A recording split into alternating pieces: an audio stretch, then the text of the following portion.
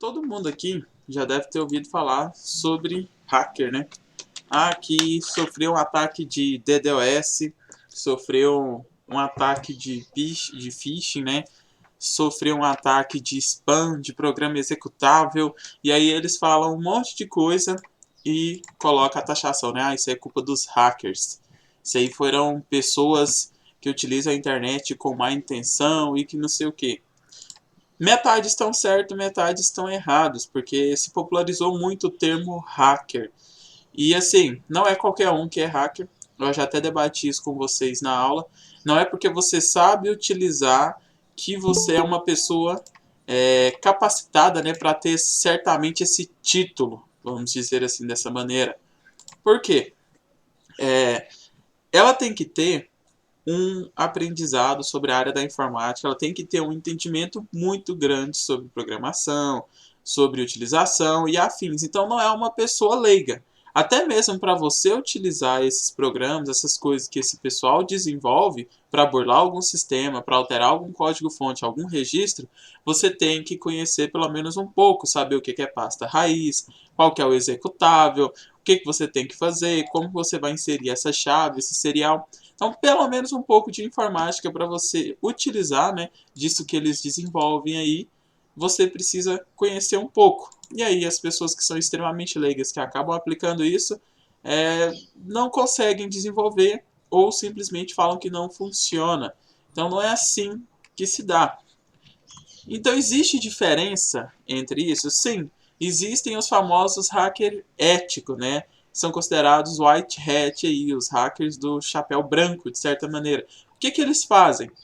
Eles entram em contato aí com algum sistema e vão literalmente atacar ele, mas para descobrir os problemas aí de vulnerabilidade. Então eu olho ali, por exemplo, o Facebook, e aí eu penso assim, será que eu consigo ir lá e pegar informações, retirar algum dado ali, vazar alguma coisa que seja interessante para alguém utilizar isso aí de maneira maliciosa ou alguma quebra no sistema? E aí essa pessoa ela vai entrar e vai literalmente revisar para ver se tem algum erro. Então ela vai caçar, ela vai procurar e se ela achar, ela não expõe isso para a comunidade. Então esse seria a forma correta. Olha, existe uma vulnerabilidade aqui que se eu fizer tal comando, eu tiver isso daqui, eu consigo saber aí o nome, os interesses, enfim, roubar informações do pessoal que está cadastrado na sua rede de informação. E com isso, eles pegam e ganham, de certa forma, a vida com isso também. Aí as empresas vão perguntar como que eles acharam, como que procedeu. Tem empresa que aceita isso muito bem, tem empresa que não aceita. Mas enfim, existem esses hackers éticos. Então eles auxiliam as empresas para encontrar esses pontos de vulnerabilidade. Tem empresa que sabe que isso é muito importante, porque geralmente a equipe que desenvolve, ela não vai conseguir pegar todos os erros. É aquela coisa, quando você cria, você não vai ficar caçando defeito de certa maneira. Então, quem está de fora tem uma visão melhor do sistema. Então, tem empresa aí, principalmente empresas de cyber, que focadas nessa parte de segurança, né, na cibersegurança, que eles liberam, falam, olha, vão lá e testem o nosso sistema, ver se vocês encontram alguma falha. Justamente para que eles possam melhorar. Então, isso é um ponto positivo.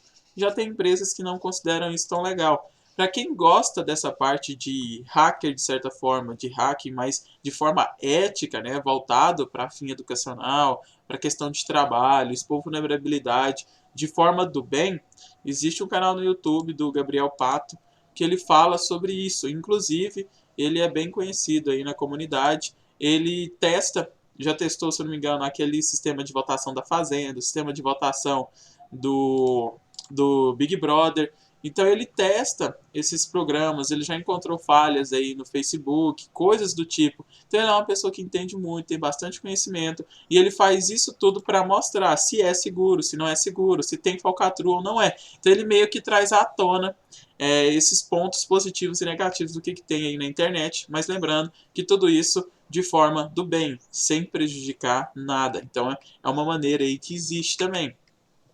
Mas é claro que o que a gente mais conhece são os hackers mal intencionados, né? Os crackers de certa forma. E aí, dentro disso, vão existir vários. Então não é que tipo assim, eu sou um cracker de certa maneira. Então vazou lá, aquela pessoa, ela é alguém mal intencionada que utiliza esses dados aí para fazer coisa ruim. Então ela é de certa forma alguém que pode ser uma pessoa muito perigosa? Não, vai ter as classificações. Então esses aqui, eles utilizam essas vulnerabilidades para conseguir alguns, né, preceitos aí em cima de outras pessoas. Então ele vai conseguir senha, vai conseguir dados bancários, vai conseguir coisa sigilosa. E o mais comum disso aqui é que para ele fazer isso, você também tem que dar essa brecha. É o que a gente chama muito de engenharia social, que a gente vai até comentar em outra aula.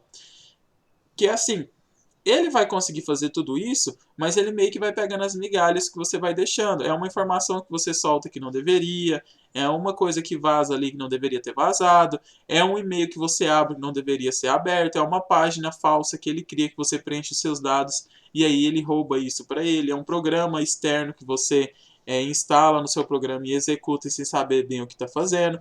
Então eles vão agindo nessas falhas. Meio que não existe, né, uma maneira clara e óbvia de alguém chegar do nada e roubar tudo que você tem, dados e informações, e ir embora. Porque senão vira até mágica. E aí já fica bem claro. Eles não fazem mágica, eles vão agindo justamente por essas vulnerabilidades. Eles vão ver os pontos sigilosos aí de algum programa e vão tentar ver o que está tendo de erro. Então já teve, né? Principalmente no início da internet tinha muito bug, muito erro e eles conseguiam pegar, principalmente em jogos. Eu lembro de um da Colheita Feliz, isso já tem na época do Orkut ainda, sobre umas moedinhas verdes que você colocava dinheiro e aí você ganhava essa moeda do jogo. E tinham lá que eles conseguiam criar contas e coisas falsas, né, aleatória, e aí o joguinho aí contabilizava. Porque primeiro o jogo ele dava os seus créditos lá dentro, para depois ele debitar no seu cartão ou cair a transação. Então ele fazia o inverso. Geralmente você paga primeiro, eles contabilizam que o dinheiro caiu e aí você recebe. E nesse joguinho lá eles faziam justamente o contrário.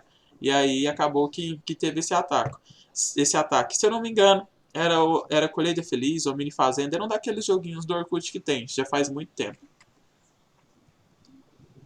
E aí existe literalmente o Kraken, pertence ao lado negro.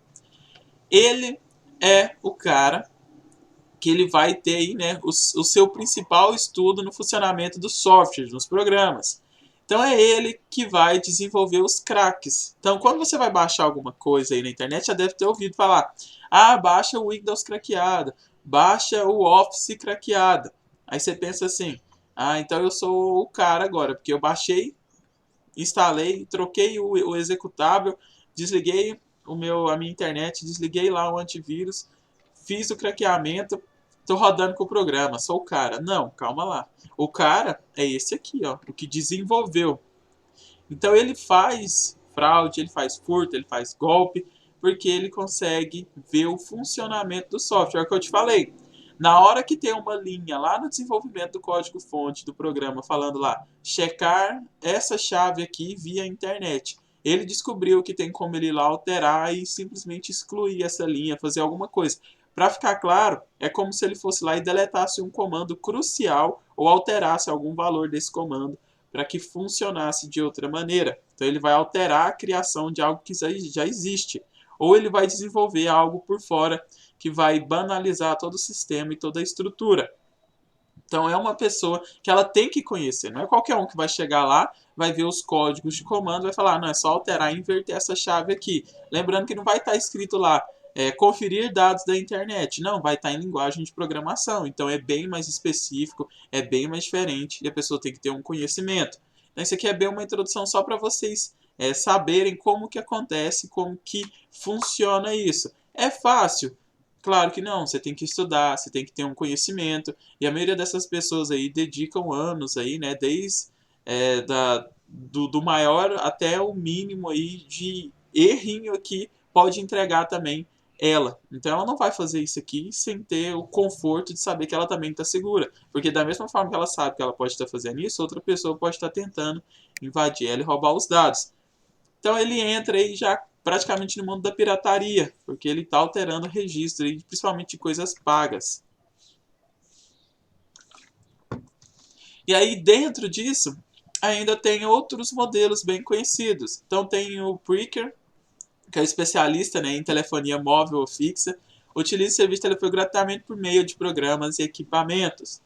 Esse aqui eu já tenho um conhecimento muito grande nele. Para quem já trabalhou aí ou mexe com o Telegram, sabe que tem aí alguns programas com parte de tunneling, com parte de ERI aí, que você utiliza a internet, né, do seu celular, os dados móveis de graça. Então você tem que ter um aplicativo instalado, não vou falar o nome aqui, mas muita gente conhece. E aí ele meio que vai fazer esse serviço aí de rede para que você consiga utilizar os seus dados móveis aí de graça, de forma ilimitada, com essa chave de segurança. Então, funciona e é real isso daqui. Então, não é mentira. Carder, ele é especialista em fraude mediante cartão de crédito. Isso daqui existe muito e ele clona cartão, independente se o cartão tem validação ou não. Claro que para funcionar hoje, principalmente com o sistema de validação, a maioria desses cartões tem que ser verdadeiro. Antigamente era bem mais complicado de você ter uma validação desses cartões. Então dava para você utilizar aí, né, um gerador de código genérico e aplicar aí CPF falso, cartão falso, essas contas falsas, até eles pegar e fazer um sistema aí de verdade para saber se era real ou não. Você já tinha feito a sua compra aí online, o que você queria, ou até mesmo aquele prazo de 30 dias para debitar a primeira. Já é tarde, como se fosse um cheque sem fundo. Então já aconteceu muito isso, hoje é bem mais raro. State Sponsored Hackers. São hackers patrocinados pelo Estado. Então, aqui já entra até mesmo numa teoria da conspiração, mas existe os hackers aí que são contratados para atacar outros países, outros governos, outras coisas para adquirir ou defender o seu próprio país. Recentemente veio à tona falando que os dados, né, do Brasil aí foi vazado, que houve um ataque aí, que eles conseguiram informações sobre a Dilma, sobre o Lula, sobre o Bolsonaro. Então, como que eles conseguiram isso? Como que o pessoal lá de fora teve acesso? Alguém lá, né, a cúpula deles, desses hackers aí que foram patrocinados, acabaram atacando, viu que o nosso sistema não é lá dos melhores, e aí conseguiram invadir e hackear.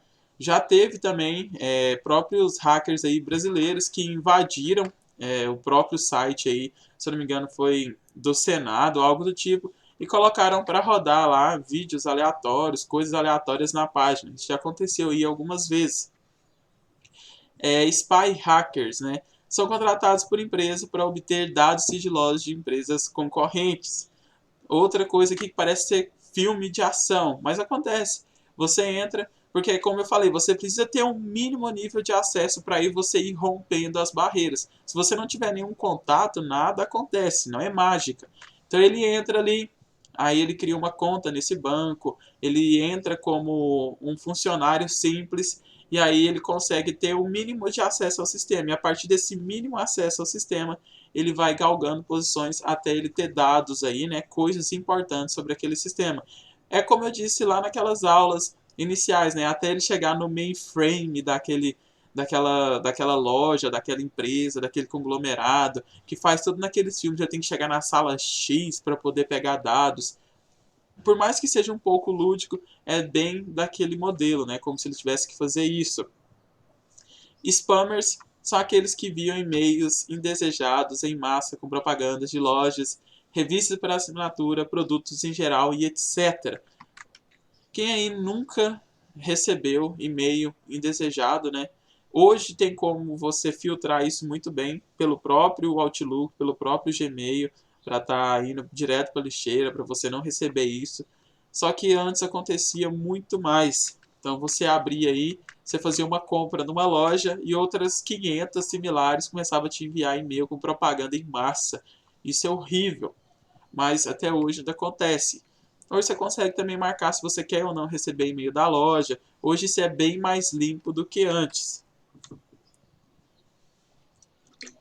Dentro disso, existem uns grupos que são especialistas voltados para a questão do hacking, tanto do hacking ético, ou por ações sociais, ou até mesmo para desenvolver programas e coisas ruins de certa maneira. Um dos grupos aí mais conhecidos tem a Anonymous. tem a própria cicada 3301. Então, é bem interessante, é uma parte muito forte, muito bem falada, e quem entra muito para esse lado da internet, né, sobre o submundo da internet, sobre a Deep Web, sobre as internets aí que você não tem literalmente um Google, você tem que ir por links, por outro navegador, por questão de navegação, né, segura, isso tudo vai assim para um outro lado, aonde é mais específico porque cada indivíduo está tentando chegar. Mas só para você ter conhecimento. Então, a Anonymous ela é um grupo de hacker coletivo, descentralizado e sem líder formado.